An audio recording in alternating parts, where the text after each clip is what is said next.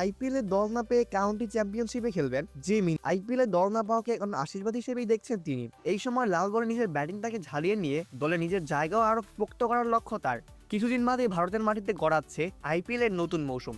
IPL এর দল না পেয়ে কাউন্টি চ্যাম্পিয়নশিপে খেলবেন জেমি স্মিথ।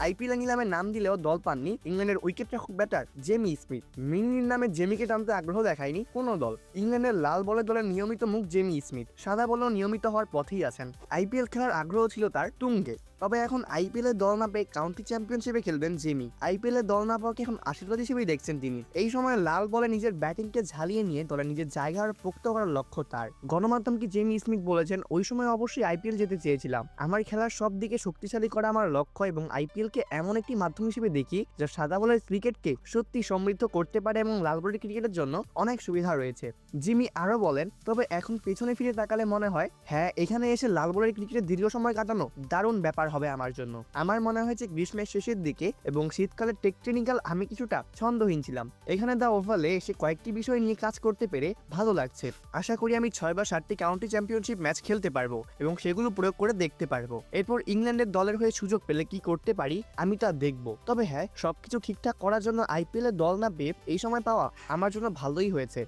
সর্বশেষ শ্রীলঙ্কা সফর এবং টি-20 বিশ্বকাপে ইংল্যান্ডের সাদা বলের দলে রাখা হয়নি জেমি স্মিথকে। অপূর্ব দাস, প্লেবাজ নিউজ।